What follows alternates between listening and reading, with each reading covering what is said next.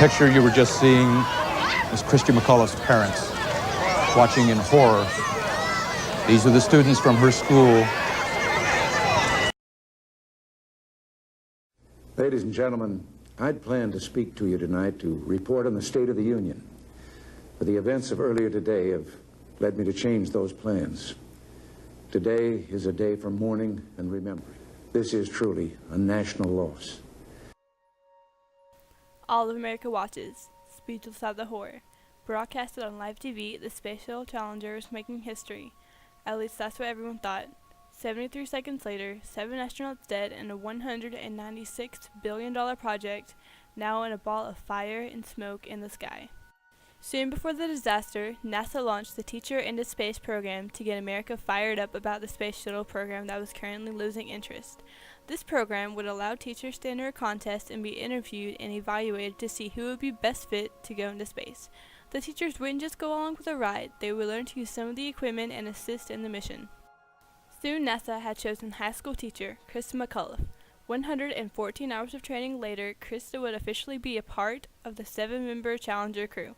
Gregory Jarvis, Judith A. Resnick, Francis R. Dick Scobie, Ronald E. McNair, Mike J. Smith, and Ellison S. Onzuka.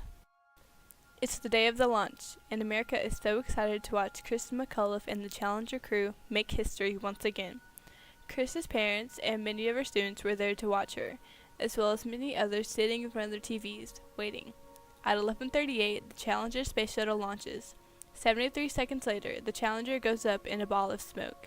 America is shocked, horrified, and confused.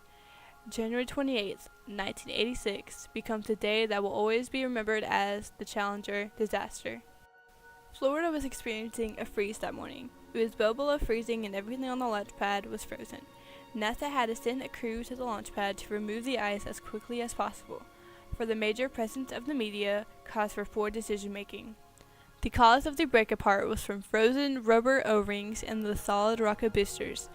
These boosters propel the shuttle up far enough into the atmosphere, so when the boosters eject, the shuttle will not be pulled down by Earth's gravity. These boosters also contain liquid hydrogen and oxygen, which were held in separate containers. When mixed, their reaction is deadly.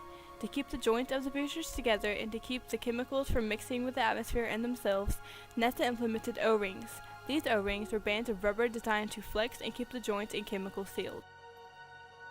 On that day, the low temperature caused the rubber to freeze. Just after liftoff, a gray plume of smoke can be seen from the lower part of the right solid rocket booster's aft fill joint, which is assembled on site. At 58.788 seconds, NASA records that near the aft fill joint it is now 305 degrees. At 64.660 seconds into the flight, a flame plume can be seen at the lower part of the right solid rocket booster. Immediately after, the plume abruptly changes color, showing that it has punctured the fuel tank. Hydrogen is now leaking out of the external fuel tank and mixing with the atmosphere. The crew is ordered to throttle up, putting more pressure on the already leaking tank. Just after the throttle up, the liquid oxygen tank is punctured. At an altitude of 46,000 feet, the Challenger has been engulfed in a giant ball of burning hydrogen and oxygen.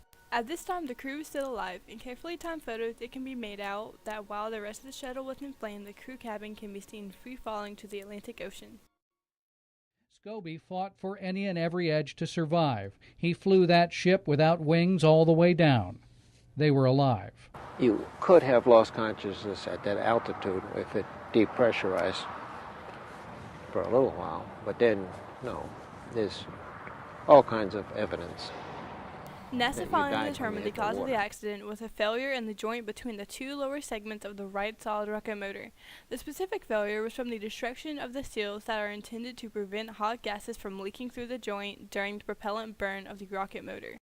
As a result of this tragedy, NASA implemented a few new safety features, an escape plan in the crew cabin and launch criteria, which lays out the weather conditions in order to launch a shuttle. NASA also stopped launching shuttles as often, and for around 20 years, NASA didn't launch any journalists or teachers into space.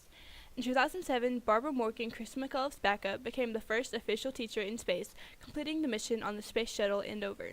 While the identified remains of the crew were sent to the families, the unidentified remains were buried at the Arlington National Cemetery on May 10, 1986.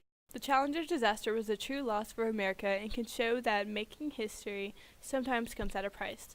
But without trial and error, how would we make improvements and add essential safety features that save lives? Now, 30 years later, we still remember the Challenger. Many documentaries and multimedia content has been produced in spite of remembering the Challenger and its crew who met their fatal death on that frigid day. 30 years ago, America made history, just not the way they intended to.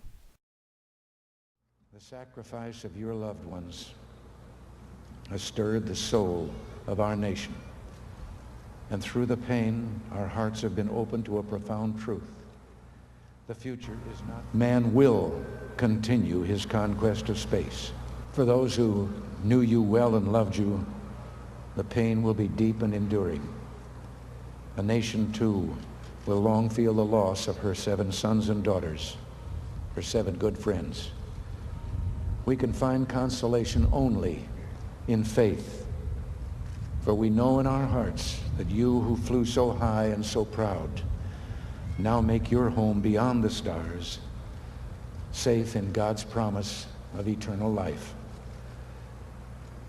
May God bless you all and give you comfort in this difficult time.